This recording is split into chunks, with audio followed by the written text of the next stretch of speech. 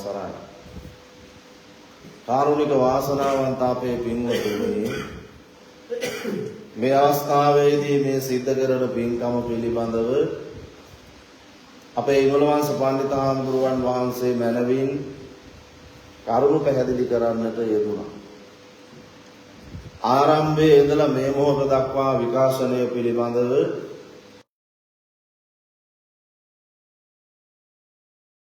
සේම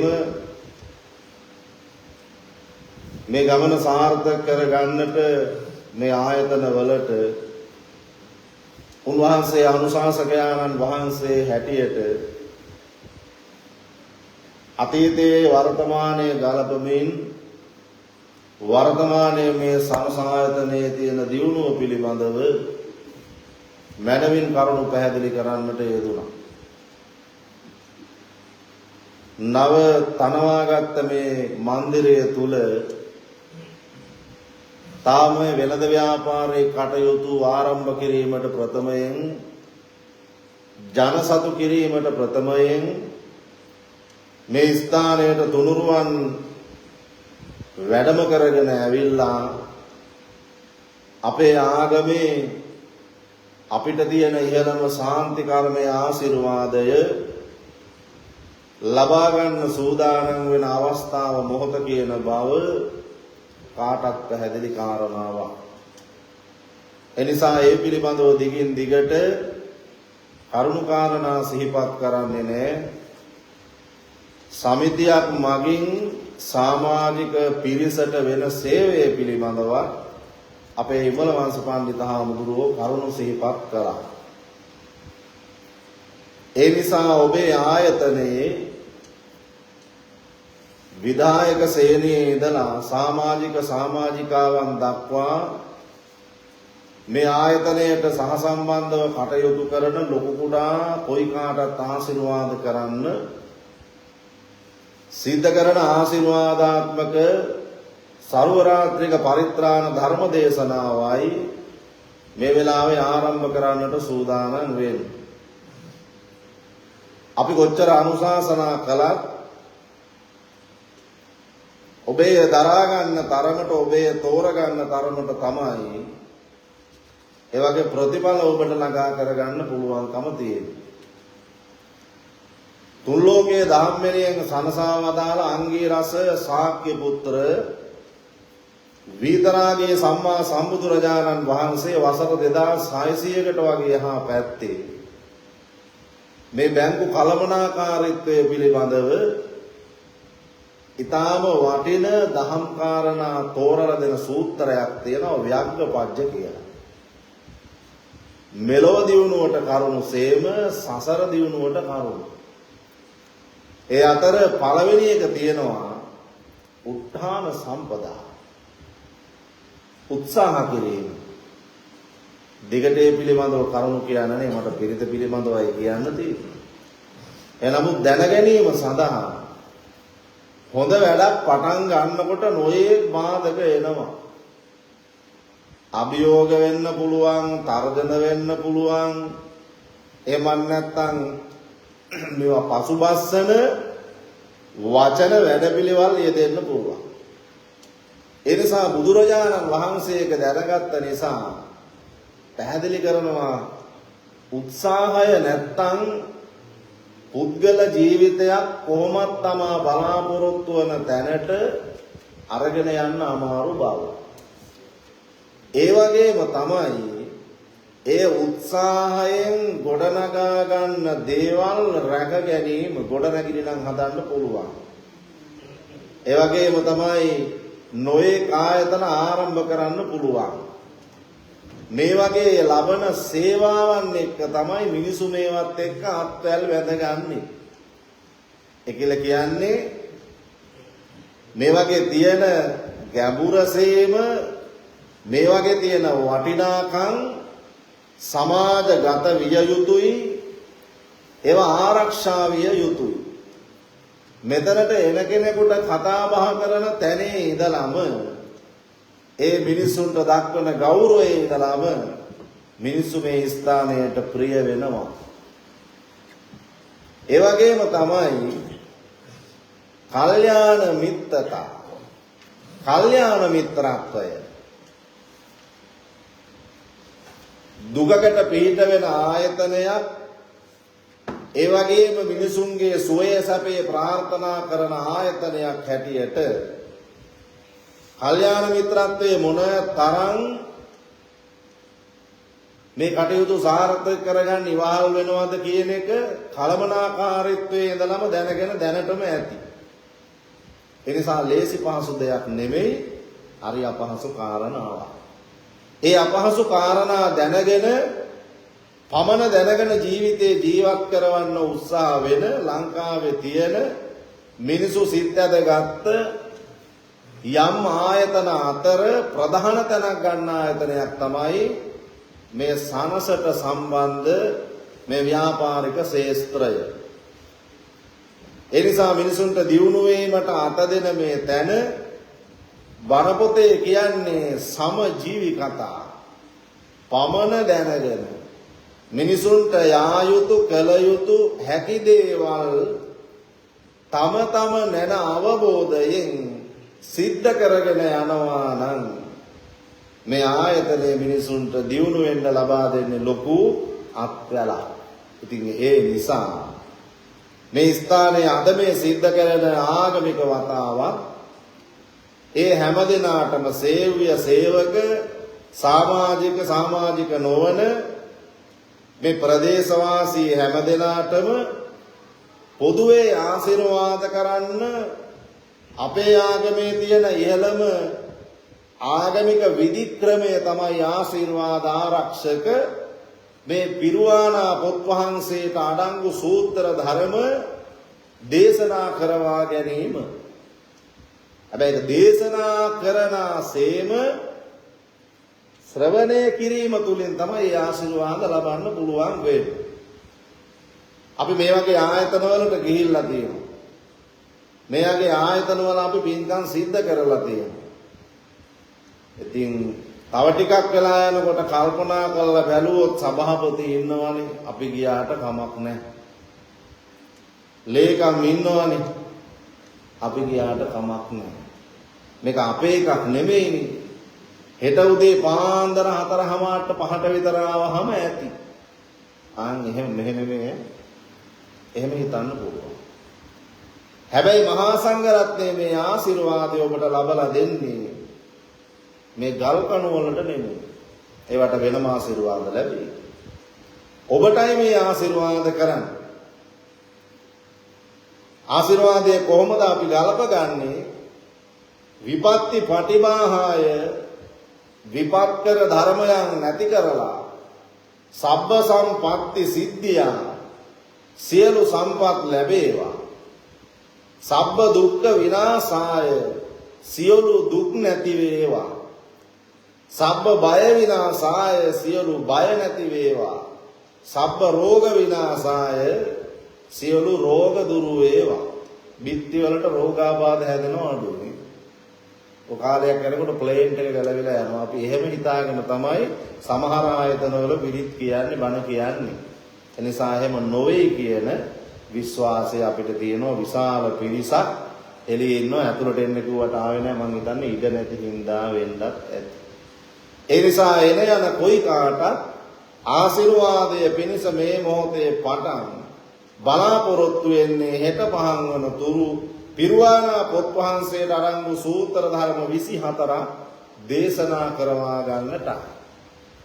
අටුවාචාර්යින් වහන්සේලා පැහැදිලි කරනවා පරිසමන්තතෝ තායති රක්ඛති තී පරිත්තං.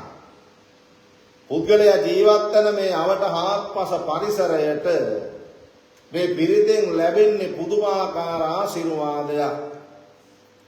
එදා රාජරාජ මහා මාත්‍යාදීන් පවා ජීවිතේ මංගල සම්මත අවස්ථාවන් වලදී මේ දේශනාව දේශනා කරවාගෙන සාන්ති ආශිර්වාදය ලබාගත් හැටි අපේ බණ පොත්වල සඳහන් වෙලා තියෙනවා. මේ සුවිසල් මන්දිරය තුල මේ දේශනාව දේශනා කරවාගෙන ස්ථානයට සේවය කරන හැමදෙනාටම සහසම්බන්ධ වෙන හැමදෙනාටම සේවය ලබා ගන්න බලාපොරොත්තු වෙන හැමදෙනාටම ආශිර්වාදයේ පිණිස මේ දේශනා කරන සූත්‍ර ධර්ම ඒ අවස්ථාවන් වල නොයේ අරමුණු මූලික කරගෙන සම්මා සම්බුදුරජාණන් වහන්සේ ඒ වගේම සීලාශ්‍රව මහා සංඝ රත්නය විтин විට දේශනා කරපු දේශනාවන්මයි. ඒ නිසා අපිට ආශිර්වාදය නොඅඩුව ළඟා කරගන්න පුළුවන්කම තියෙන්නේ ඔබ බොහෝම ශ්‍රද්ධාවෙන් පින් සිද්ධ වේවා කියන හැඟීමෙන් තුනුරුවන් පිළිබඳව ලොකු විශ්වාසයකින් මේ පින්කම් වලට සම්බන්ධ වුණොත් විතරයි. ඊටාම අලංකාර මණ්ඩපයක් තනවාගෙන කාලය ධනය ශ්‍රමය කැප කරලා ඔබ මේ සූදානම් වෙන්නේ ආශිර්වාදය ලබන්න නම් ඔබ පොරොන්දුවක් වෙනවා හෙට පහන් වන තුරුම අප කෙරෙහි අනුකම්පාවෙන් මේ දේශනාව දේශනා කරන සේක්වා. ඒ ආරාධනාව කරුණාන්විත හදවතින් බාර ගන්න දේශකයාණන් වහන්සේලා ආනන්දත් හේරෝවිය කාරුණ්‍ය චිත්තං උපට්ඨපෙත්වා ආනන්ද හාමුදුරුව වගේ කරුණා උපදවාගෙන දේශනා කරන්න උත්සාහවන්ත වෙනවා. ඒ නිසා ඔබත් ඒ ආශිර්වාදය ලබන්න කයින් වචනයෙන් සිතින් ගතින් මනසින් සංවර වෙලා ඒකාත්මික වුණාම මේ ආශිර්වාදය නොඅඩුව බලගා කරගන්න ඔබට පුළුවන්කම තියෙනවා. එතනින් එහාට ඒ පිළිබඳව කරුණු කියන්න උත්සාහවන්ත වෙන්නේ නැහැ. එතනින් අපි ගත යුතු දේ තමයි හාමුදුරුවෝ අපිට කරුණාවෙන් දේශනා කරන මේ දේශනාවන් ශ්‍රවණය කරනකොට අපේ දුක්බය රෝග නැති වෙනවාසේ අපේ මෙලොවට මේ ආයතනයට සංසාර ගමනට බුද්ධ ආදී තුනුරුවන්ගේ ආශිර්වාද බලය ශක්තිය මොන විදිහට බලපායිද කියන කාරණා විශ්වාසය ඇති කරගෙන මේ දේශනාවන් ශ්‍රවණය කරනකොට ඔබට මේ වෙන විපක්කර ධර්මයන් දුරු කරලා දාලා මේ ආයතනයේ දියුණුව වෙන්න පුළුවන්, ඔබේ දියුණුව වෙන්න පුළුවන්, ඔබේ අනාගත බලාපොරොත්තු වෙන්න පුළුවන්. ඒ සියලු දේවල් සඵල කරගන්නයි මේ ආශිර්වාදය ඔබට ලබලා දෙන්නේ. කොහොමද මේ ආශිර්වාදය ලබලා දෙන්නේ? සුළු මොහොතකට ප්‍රථමයෙන් ඔබ තිසරණ සහිත පංචශීලය සමාදන් වුණා. සිල්වත් ගුණවත් පිරිසක් බවට පත් වුණා. මහා සංඝ රත්නයට දැහැත් පිළිගන්වලා ආරාධනා කළ ආරාධනා ගාථා තුනකින් නැවත එක සක්‍රීය ආරාධනාවක් බවට පත් කළා. පෞරාණික චාරිත්‍රානුකූලව පිරිත පිළිබඳව පිරිතේ තියෙන වටිනාකම පිළිබඳව කෙටියෙන් නමුත් ශ්‍රාවකයාට අවවාද අනුශාසනයක් ලැබලා දීලා මල්පැල හේවිසි පවත්වා ජයමංගල ගාථා සජ්ජායනා කරමින් මේ ස්ථානයට තුනුරුවන්ගේ ආශිර්වාදය ලබලා දෙන්නට පෙර සනරාමල ලෝක සිවංකර අමාමේනී බුදුරජාණන් වහන්සේ අභිමුඛයේ මේ ධර්මය මොනතරම් පිහිට වුණාද පිළිසරණක් වුණාද කියන කාරණා අන්තර්ගත වෙන ජයමංගල ගාථා කියමින් දේශනා කරමින් මේ ස්ථානයේ පිරිත් දේශනාවක් දේශනා කරවන්න සුදුසු ස්ථානයක් බවට පත් කරගෙන මහා මංගල සූත්‍රය, රතන සූත්‍රය, කරණීයමෙත්ත සූත්‍රය අඩංගු තුන් සූත්‍ර නාමයෙන් මහ පිරිත් දේශනාව පවත්වලා මේ පිරිතේ කටයුතු ආරම්භ කරනවා. අපි පින්වතුනි මේ එක එක සූත්‍ර පිළිබඳව විස්තර කරන්න කාලය නෙමෙයි. නමුත් කෙටියෙන් මතක තියාගත්තොත් කාටත් පාඩම් මේ තුන් සූත්‍රයේ අරංගු ගාථා ධර්ම රතන සූත්‍ර දේශනාවෙම තියෙනවා කාටත් පාඩම් ඉදම්පි බුද්දේ රතනම් පනීතං ඉදම්පි ධම්මේ රතනම් පනීතං ඉදම්පි සංඝේ රතනම් පනීතං ඒතේන සච්චේන සුවත්ති හෝතු. මේ තුනුරුවනේ අනන්ත ආශිර්වාද බලයෙන් අපිට සිතක් වේවා. හැබැයි මේ සිත ලබන්න ඔබ සුදුසු කෙනෙක් බවට පත් වෙලා ඉන්න ඕන. ඒ වගේම ජීවිතේ මංගල සම්මත කාරණා 38ක් අඩංගු වන මහමංගල සූත්‍ර දේශනාව පුද්ගල ජීවිතයක් තුළ ජයක් ලබනවා නම් ඒ ජයේ ලබන ප්‍රතිඵල පිළිබඳව කාරණා 38කින් බුදුරජාණන් වහන්සේ පැහැදිලි කරපු ඊටාම වටිනා කියන සූත්‍ර දේශනාවක්.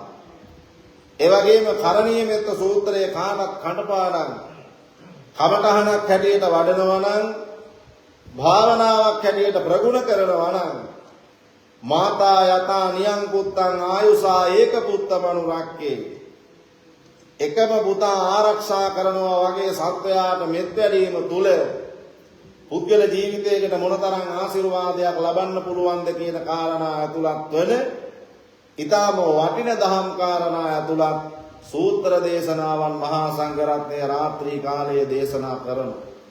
ඒ වගේම දජග්ග සූත්‍ර දේශනාවන්, බොජ්ජංග සූත්‍ර දේශනාවන්, ගිරිමානන්ද සූත්‍ර දේශනාව, ඉසිගිලි සූත්‍ර දේශනාව මේ එකිනෙක සූත්‍ර ගත්තොත් පින්වතුනි ඒ සෑම සූත්‍රයකම තුනුරුවන්ගේ වටිනාකම ඉස්මතු වන විදිහට එවං බුද්ධං සරංතානං ධම්මං සංඝංච භික්ඛවෝ භයං වා චම්මිතත්තං වා ලෝමහංසෝ නහෙස්සති ලොබුඩහ ගැනීමක්වත් වෙන්නේ නැහැලු.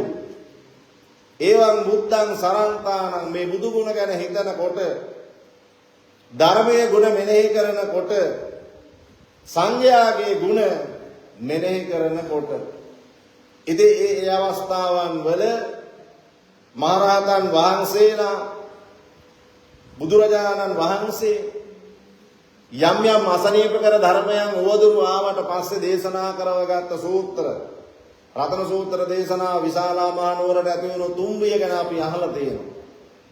එදායේ උණු විපත්තලට තුනුරුවන්ගේ ආශිර්වාදයෙන් සරල සිතක් වුණා නම් අදටත් ඒ ආශිර්වාදයේ විදිහටම ළඟා කරගන්න පුළුවන්කම තියෙනවා.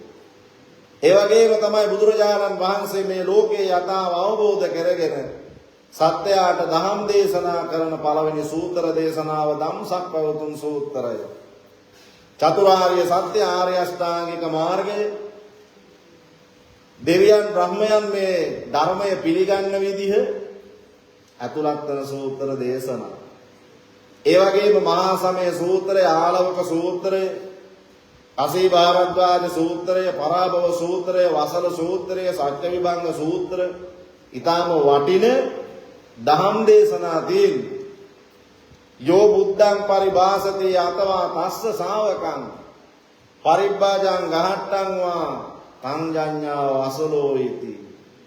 ඒ වගේම ඉත්ති දුත්තෝ සුරා දුත්තෝ අක්ක දුත්තෝ ච යෝනරෝ ලද්දං විනාශේති තම් පරාවෝතෝ මුඛං. පිරිහෙන කාරණා වසලේක් සතු ගුණාංග බලන්න මොන තරම් මේ සූත්‍ර 24ක් තුල පුද්ගල ජීවිතයේ කරුණු අනාවරණය කරනවද කියලා. එතකොට දේශනාවන් දේශනා කරන අතර වාරේ නිදාගත්තාම මේ දේශනාවේ ආශිර්වාද ලබන්න ඔබට බෑ. ඉතින් ඒ නිසා මේ දේශනාවන් රාත්‍රී කාලේ ශ්‍රවණය කරන්න. නළුයන් කාලේ ආටානාටි සූත්‍ර දේශනාව වෙස්සවන දිව්‍ය රාජයා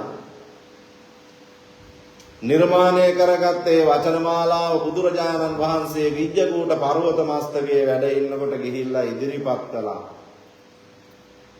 මේ අමනුෂ්‍යයෙන් වන උපද්‍රව ධර්මයන් වලින් මිනිස්සු පීඩාවටපත් වෙනවා. ඒ පීඩාවටපත් වීම වළක්වා ගන්න ඔබ වහන්සේගේ අනුශාසනා තුල අපි මේ හොයන කාරණා තුල යම් සැනසීමක් අපිට ලබන්න පුළුවන්ද? එය අනාවරණය කරගත් බුදුරජාණන් වහන්සේ දෙවනි ආටානාටිය සූත්‍ර දේශනාව දේශනා කළා බුද්ධ භාසිත දේශනාවක් හැටියට. ඉතින් මේ දේශනාවන් හෙට පහන් වන තුරු මේ ස්ථානයේ දේශනා කරවගෙන ඔබට මේ ආයතනයට ඒ වගේ මේ සේවය කරන හැම දිනාටම සේවය ලබන හැම දිනාටම ආශිර්වාද කරන්නයි මේ පින්කම් මාලාව යොදාගත්තේ. ඒ නිසා ඔබ ගතින් හිතින් මනසෙන් සංවර වෙලා අලුයන් කාලයේ සෙත් පිරිත් දේශනාවන් දේශනා කරලා පිරිත්පැන් පිරිත් නූල් ලබලා දිනවා. ඒවා ලබාගෙන ඔබේ ජීවිතයට මේ ආශිර්වාදය ලබා ගන්න කියන කාරණාවත් ඊටාම කෙටියෙන් පැහැදිලි කරමින් කාල වේලාවේ හැටියට ඔබ ශ්‍රද්ධාවෙන් පිරිත් දේශනාව ශ්‍රවණය කරන්න. ඒ වගේම බාහිර වශයෙන් තියෙන වැඩ කටයුතු తాවකාලිකව අත්හැරලා මේ ආශිර්වාද කරන්නේ මටයි කියන සිතුවිල්ල ඇති කරගෙන කටයුතු කරන්න. මහා සංඝරත්නයේ දින ගණනාවක් එක දිගටම වෙහෙසට මහන්සියටපත් වෙලා ඉන්නේ. ඉතින් ඒ නිසා මේ අසනීප තත්ත්වයන් අපහසු තත්ත්වයන් කොහොම මැඩපවත්වාගෙනයි මේ දේශනාවන් අපි මේ විදිහට සිද්ධ කරන්නේ. නිසා ආශිර්වාදය ලබන්න ඔබ මේ වෙලාවේ ඉඳලා හෙට පහන් වනතුරු කටයුතු කරන්න කාලය ධනය ශ්‍රමය කැප කරමින් සිද්ධ කරගන්නා වූ සියලු පිනින් මේ ආයතනයේ දිනෙන් දින දියුණුවටපත් වේවා. සේවය කරමින් ඉඳලා මේ පරලෝකයේ යම් තාක් පිරිසක් ඉන්නවනම් ඒ හැම දිනාටම සේවය කරන හැම දිනාටමත් ප්‍රදේශවාසී හැම දිනාටමත් මේ ආයතනවල ප්‍රධානත්වයෙන් කටයුතු කරන මහත්ම මහත්මීන්ටත් මේ උතුම් ආශිර්වාද බලයෙන් සිතක් සාන්තියක් යහපතක් අභිවෘද්ධියක් සැලසේවා. මෙලොව සුවය ලබන්න සාංශාරික දුකින් එතරව ලබන උත්තම නිවනින් සැනසෙන්න මේ සිද්ධ කරන පරිත්‍රාණ ධර්ම දේශනාවෙන් ලබනානිසංස ධර්මයන් සියලු දෙනාට හේතු වාසනා වේවා කියලා ප්‍රාර්ථනා ඇති කරගෙන පිරිත් දේශනාව ශ්‍රවණය කරන්න සූදානම් වෙන්න හැම කෙනාටම තෙරුවන් සරණයි.